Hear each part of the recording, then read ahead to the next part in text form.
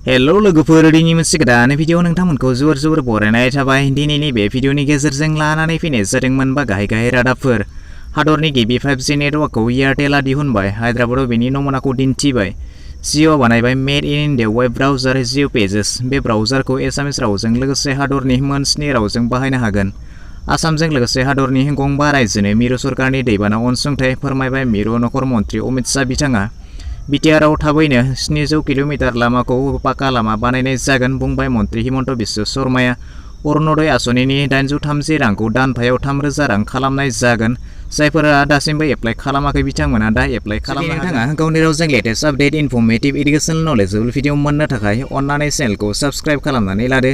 भिडिअखौ नायनानै मोजां मोनोब्ला मोनसे लाइक खालामनानै होदो आरो जेसेबां हायो भिडिअखौ नोंथांनि लोगो लेवा बन्धु बागिफोरनो हाजासे शेयार खालामनानै हरदो जाहाथे बयबो बेफोरबायदि फायदाखौ गोरलैनो लानो हायो।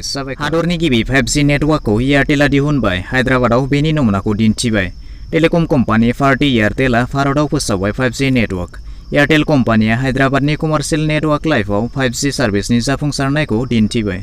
5G सार्भिस दिन्थिनो हानाय गिबि कम्पानियानो जाहैबाय एयारटेल। एयारटेलआ गावनि लिबाराइज स्पेक्ट्रामनि 1800 मेगाहार्ट्ज बेन्डनि NSA नन स्टेन्ड एल'न नेटवर्क टेकनिकजों सोलिगोन। भारतनि एयारटेल 5G नेटवर्कजों लोगोसे एरिक्सननि गेजेराव पार्टनारशिप दङ। मुकेश आम्बानीनि कम्पानि रिलायन्स जिअ'खौ उनगालांनानै एयारटेलआ गिबि 5G टेलिकम कम्पानि महरै जाफुंसारनाय। जिअ'आ बानायबाय made in India web browser Jio pages. बे ब्राउजारखौ एसामिस रावजों लोगोसे हादरनि मोन 7 रावाव बाहायनो हागोन। जिअ पेजेस भारतनि गिबि वेब ब्राउजार जायखौ रैखाथि, गोख्रैथि आरो हेंथा गैयै बाहायनायनि थाखाय खाबु मोनगोन। बेखौ दा मोनथाम रावजों जेरै पान्जाबी, एसामिस आरो उरिया रावजों बानायनाय जादों। मिथिनाय बादिब्ला सिगाङाव मोन 7 ओनसोलारि राव दंमोन जेरै हिन्दी, गुजराती, माराठी, तामिल, तेलुगु, मालायालम, कानाडा आरो बेंगली।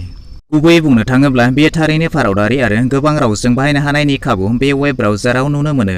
बे मेड इन इन्डिया ब्राउजारनि गेजेरजों news content, smart download manager, incognito', browsing, encrypted connection आरो गोबां खाबु मोननो हागोन। आसामजों लोगोसे हादरनि गंबा रायजोनो मिरु सरकारनि दैबाना अनसुंथाइ फोरमायबाय नखर मन्थ्रि अमित शाह बिथाङा। बिसायख'थि मोखाङाव मिरु सरकारनि आसामनो दैबाना अनसुंथाइ मोनसे गोजौ थाखोनि कमिटिजों जानाय सावरायनाय जोबनायनि उनाव मिरु नखर मन्थ्रि आसामजों लोगोसे हादरनि गंबा रायजोनो 1751.05 कौटि रां दैबाना अनसुंथाइ होनो थाखाय खोथा होयो। बिटिआरआव थाबैनो 700 किल'मिटार लामाखौ पाका खालामनाय जागोन बुंबाय मन्थ्रि हिमन्त बिश्व शर्मा बिथाङा। मैया बाक्सा जिल्लायाव रायजोनि मन्थ्रि डक्टर हिमन्त बिश्व शर्मा बिथाङा मोननैसो जौगाथायारि आसनिनि खुन्थिया गायसनखांनायनि उनाव मोनसे मेलाव बाहागो लायो आरो बुंथियो बिटिसि ओनसोलाव 500 कौटि रां हरनाय जाबाय होननानै फोरमायथियो आरो गुसुं समनि गेजेरावनो प्राय 700 किल'मिटार लामाखौ पाका खालामनाय जागोन होननानै मिथिहोयो।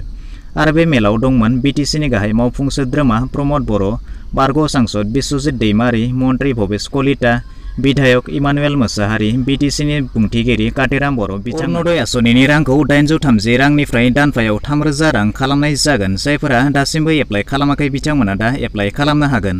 अरुणोदय आसनिनि गेजेरजों जायफोर गोरिब नखर, रान्दि आइजोआ, हौवासा गैजायै नखर, हाबा जायै रागुनाय आइजो, नोरजिया सुबुं रायजो सरकारनि 830 रां दानफायाव होनाय जायोमोन। दा बे रांखौ बारायनानै होनाय जागोन होननानै मिथिहोदों मन्थ्रि बिथां हिमन्त बिश्व शर्माया।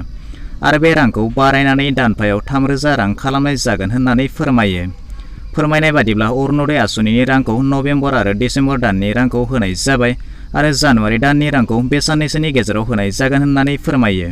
जुदि नोंथांनि नखरावबो सोरबाफोर नोरजिया सुबुं, रान्दि आइजो, रागुनाय सिख्ला दङब्ला बे आसनिनि थाखाय गोरलैयैनो एप्लाइ खालामनो हागोन होननानै मन्थ्रि बिथाङा फोरमायबाय। दिनैनि भिडिअ बेखिनियानोसै। आसा खालामो नोंथाङा भिडिअखौ नायनानै गासैखौबो बुजिबाय जानांगौ। जुदि माबाफोर डाउट थाबावबायब्ला नोंथाङा कमेन्ट सेक्सनाव थांनानै फोरमायहरनो हागोन। भिडिअखौ नायनानै मोजां मोनबायब्ला मोनसे लाइक खालामदो, गाज्रि मोनबायब्ला डिसलाइक खालामदो आरो जुदि चेनेलाव गोदान नायगासिनो दंब्ला अन्नानै चेनेलखौ साबस्क्राइब खालामनानै लानोबो दाबावगारदो।